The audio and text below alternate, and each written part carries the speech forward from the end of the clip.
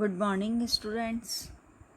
आज हम पढ़ रहे हैं एमए फाइनल का पेपर 8 का फर्स्ट ऑप्शन, जो एमडीएस यूनिवर्सिटी के सिलेबस के तहत है। उसमें हम पढ़ रहे हैं इंडस्ट्रियल सोशलॉजी। इंडस्ट्रियल सोशलॉजी औद्योगिक समाजशास्त्र की आज हम देखेंगे कि भारतीय श्रमिकों की मुख्य विशेषताएं क्या हैं। Man characteristics of Indian labours.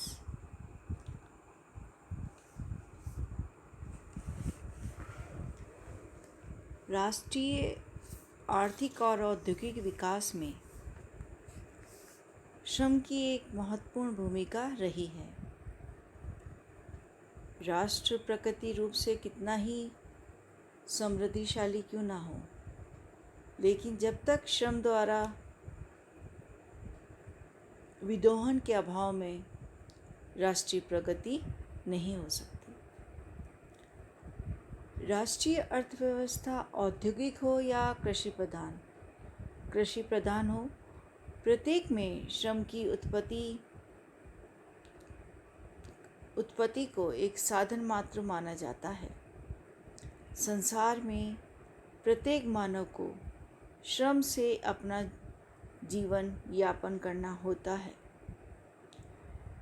विभिन्नता केवल इतनी होती है कि जहाँ प्राकृतिक संपदा विपुल है, वहाँ श्रम सरल व कुछ कम करना होता है, और जहाँ प्राकृतिक संपदा कम है, वहाँ जटिल तथा अधिक श्रम की आवश्यकता होती है। अगर हम भारतवर्ष के प्राचीन इतिहास को अवलोकन करें तो हमें ये विदित होगा कि यहाँ कुटीर उद्योगों और कृषि कार्यों में श्रमिक का अपना एक महत्वपूर्ण स्थान रहा है। आज भी अगर हम कहें तो भारत एक कृषि प्रधान देश है, और प्रत्यक्ष और अप्रत्यक्ष रूप से जो हमारी जनसंख्या है उसका 75% भाग कृषि कार्यों में लगा है, जिनमें अधिकांश भाग श्रमिकों का है।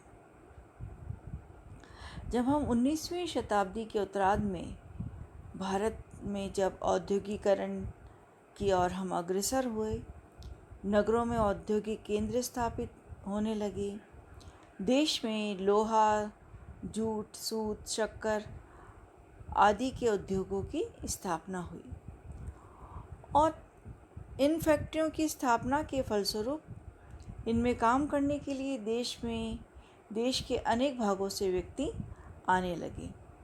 इसके कारण देश में श्रमिक वर्ग का उदय हुआ।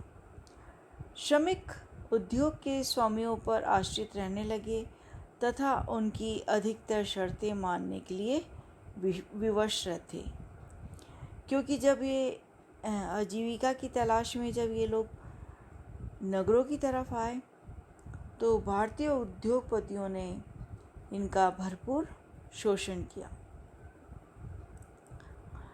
श्रमिक समाज भी एक समाज का एक अंग है, अतः भारतीय समाज की परंपराओं तथा अन्य प्रमुखताओं से यहाँ का श्रमिक भी प्रभावित है। इसलिए अन्य औद्योगिक प्रधान राष्ट्रों के श्रमिकों से भारतीय श्रमिकों की कुछ ऐसी विशेषताएं हैं जो अन्य से भिन्न हैं। इसमें पहला है अज्ञानता और अशिक्षा। अधिकांश भारतीय श्रमिक क्योंकि गांव से आते हैं, और गांव से आने में जहां आज भी शिक्षा का अभाव है, सुविधाएं नगण्य हैं, और पिछले कई वर्षों से सरकार निरंतर प्रयास कर रही है कि शिक्षा का अधिक से अधिक प्रसार हो, लेकिन इसके फलस्वरूप भी व्यक्ति आज साक्षर नहीं हो पा रहे हैं। इसलिए उद्योगों में कार्य करने वाले जो अधिकांश श्रमिक हैं वे आज भी अशिक्षित हैं, अज्ञानी हैं, क्योंकि अधिकतर लोग गांवों से कृषि कार्य को छोड़कर नगरों में स्थित उद्योगों में काम करने के लिए आते हैं। क्योंकि ये अशिक्षित हैं, तो अशिक्षा के कारण उन्हें नगर के वातावरण में कठिन समस्याओं का ज्ञान नहीं है, बल्कि यह कहना होगा कि स्वयं की अपनी समस्याओं का भी उन्हें ज्ञान नहीं है। अतः भारतीय जो श्रमिक है वह अशिक्षित है, अज्ञानी है। श्रमिक का शोषण बड़ी ही सरलता से औद्योगिक नगरों में उद्योगपतियों व दलालों के द्वारा किया जाता है। नेक्स्ट हम देखते हैं प्रवासी प्रवृत्ति। भारतवर्ष में जो अधिकांश औद्योगिक श्रमिक गांव से आते हैं और जब खेती का समय होता है तो वो पुनः अपने गांव चले जाते हैं खेती का कार्य करने के लिए। उद्योगों में कार्य करने हेतु ये श्रमिक स्वेच्छा से नहीं आते, बल्कि कुछ प्रमुख कारण हैं, जैसे भूमि पर बढ़ता हुआ जनसंख्या का भार, अनार्थिक कृषि, गांव में बेरोजगारी, महाजनों का शोषण। इनसे बाध्य होकर वे आते हैं, लेकिन पुनः सामाजिक बंधन, भूमि से मोह तथा परिवार से मिलने की उनकी उत्कृष्ट आशा उन्हें पुनः प्रोत्साहित करती है कि वे गांव की ओर जाएं। अभी वर्तमान में हमने देखा ही था कि जैसे ही लॉकडाउन हुआ तो सारे श्रमिक जो दूर दराज के शहरों में अपना रोज़ी रोज़गार करते थे, वे आतुर थे कि वे अपने गांव को लौट चलें। नेक्स्ट हम देखते हैं भाग्यवादिता। भाग्यवादिता तथा रूढ़िवादिता, इनका अगर हम देखें तो भारतीय जनसंख्या का जो अधिकांश भाग है वो इसमें विश्वास रखता है। शिक्षा के अभाव में भारतीय गांवों में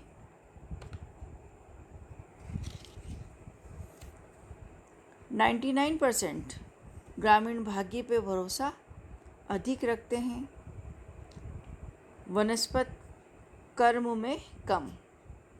वे अपने जीवन में विपत्ति एवं सुख समृद्धि को भाग्य की देन समझते हैं। इस विचारधारा के प्रभाव के कारण श्रमिक के विकास में विशेष बाधा उत्पन्न होती है और भारतीय श्रमिक अपनी उन्नति के लिए परिश्रम करने के लिए प्रयत्नशील नहीं होते, क्योंकि उनका यह विश्वास होता है कि भाग्य में जो लिखा होगा वो मिल जाएगा। जो कुछ सरलता से उन्हें प्राप्त होता है वे उसी में संतोष करने की प्रवृत्ति इनमें प्रबल रूप से पाई जाती है। नेक्स्ट है हमारा सामाजिक तथा धार्मिक बंधनों से जकड़े हुए। जो हमारा भारतीय श्रमिक है उसका पूरा जीवन धार्मिकता, रूढ़िवादिता और सामाजिक बंधनों से जकड़ा हुआ है।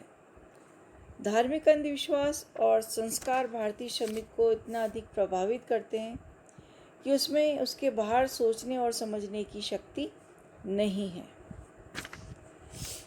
तो हम ये देखते हैं कि जैसे अगर हम उदाहरण के रूप से देखें कि जाति प्रथा भारतीय श्रमिक की स्वतंत्रता एवं गतिशीलता में विशेष रूप से बाधक रही है, क्योंकि सामाजिक और धार्मिक उत्तरदायित्व इतने अधिक होते हैं कि उनको निभाने में श्रमिक की आमदनी का बहुत बड़ा भाग उसमें खर्च हो जाता है और साथ ही समय की भी बहुत ज़्यादा बर्बादी होती है।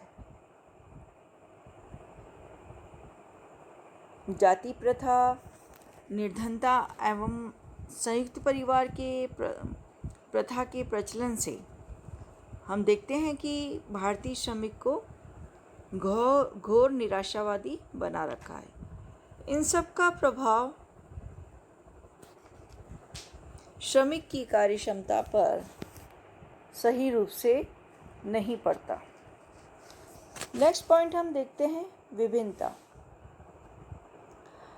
कि भारतवर्ष में अगर हम देखें तो सांस्कृतिक एवं सामाजिक विभिन्नताएं जितनी अधिक हैं उतनी शायद ही कहीं और पाई जाती होंगी।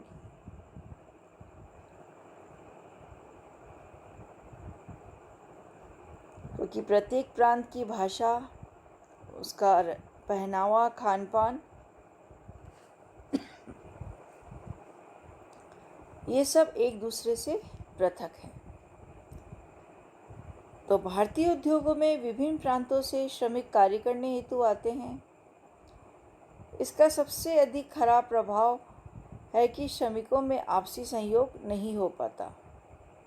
उनमें विभिन्नता के आधार पर वर्ग बन जाते हैं और अशिक्षा और रूढ़िवादिता के कारण इनमें जो विभिन्नताएं हैं वो दूर नहीं हो पाती। नेक्स्ट पॉइंट हम देखेंगे निम्न आर्थिक स्तर। क्योंकि भारत एक निर्धन देश है और यहाँ पर जनसंख्या का आर्थिक स्तर भी निम्न है, लेकिन श्रमिक वर्ग का आर्थिक स्तर तो विशेष रूप से निम्न है। क्योंकि इसका प्रमुख कारण है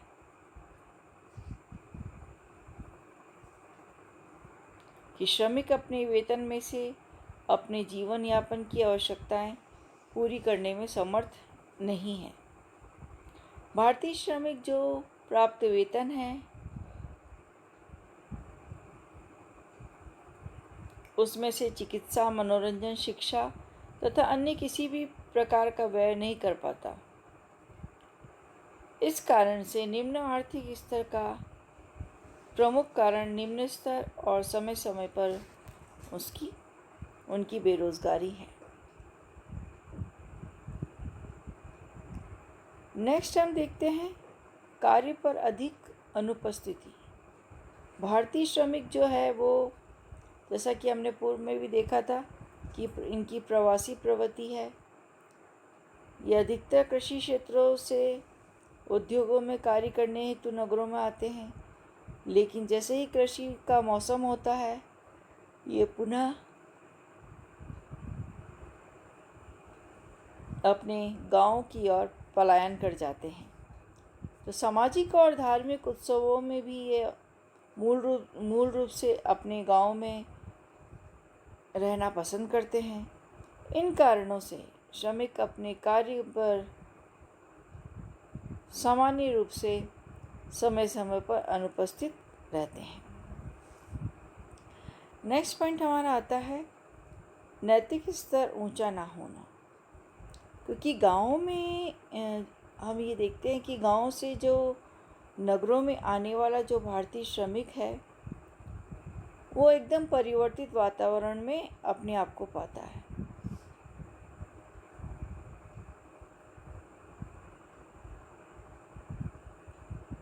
गांव में मौसम अनुकूल परिस्थितियों में ये लोग रहते हैं, साथ ही वहाँ प्रकृति की गोद में ये लोग अपना जीवन यापन करते हैं। लेकिन जैसे ही नगरों में आते हैं यहाँ का चकाचौंध करने वाला वातावरण अनेक बुराइयों का शिकार बना रहता है, जैसे शराबखोरी, फैशन, वेश्यावृत्ति। इससे भारतीय श्रमिक का नैतिक स्तर काफ़ी गिर जाता है। इसी प्रकार की दशा भारतीय स्त्री की श्रमिकों की भी है। वे भी धन प्राप्ति के लालच में अनेक प्रकार की बुराइयों का शिकार हो जाती हैं। नेक्स्ट पॉइंट है हमारा संगठन का अभाव। क्योंकि भारतीय श्रमिक वर्ग संगठित नहीं है। इसका कारण है कि श्रमिक दूर दूर से आते हैं। कुछ नगरों में तो श्रमिक हजारों की संख्या में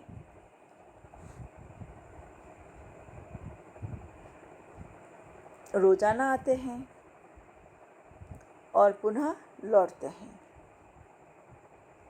इसी प्रकार हम देखते हैं कि श्रमिक वर्ग एक मिला जुला समुदाय बन गया है, जिसमें आपस में भाषा, स्थान, रहन सहन, खान पान आदि की अत्यधिक विभिन्नताएं हैं। इसके परिणाम स्वरूप श्रम के विभाजन, कार्यदशाओं या श्रम के पारिश्रमिक के विषय में श्रमिकों का कोई पर्याप्त सुदृढ़ संगठन नहीं बन पाता। इसलिए भारतीय श्रमिकों का शोषण होता रहता है। लास्ट पॉइंट हम इसका देखते हैं, कम गतिशीलता। क्योंकि भारतीय श्रमिक में यह भी विशेषता है कि उसमें गतिशीलता कम है। वह एक स्थान से दूसरे स्थान पर को तथा एक उद्योग से दूसरे उद्योग में जाना कम पसंद करता है। इसके लिए भी कई कारण निरुत्साहित हैं, जैसे किसी स्थान विशेष से ज़्यादा लगाव होना, भाग्यवादिता, अशिक्षा, अज्ञानता, भौगोलिक बाधाएं, धर्म एवं जाति के बंधन, परिवहन के साधनों का महंगा व असुविधापूर्ण होना, भाषा की विभिन्नता। और भारतीय श्रमिक में गतिशीलता कम होने का एक और कारण है कि श्रमिक को अपनी क्षमता एवं कुशलता का पर्याप्त रूप से पारिश्रमिक नहीं मिल पाता। दूसरी ओर उद्योगों को आवश्यकता अनुसार कुशल श्रमिक नहीं मिल पाता। इस कारण भी कम गतिशीलता है। तो इस तरह से आज हमने देखा कि भारतीय श्रमिकों की क्या विशेषताएं हैं। थैंक्स।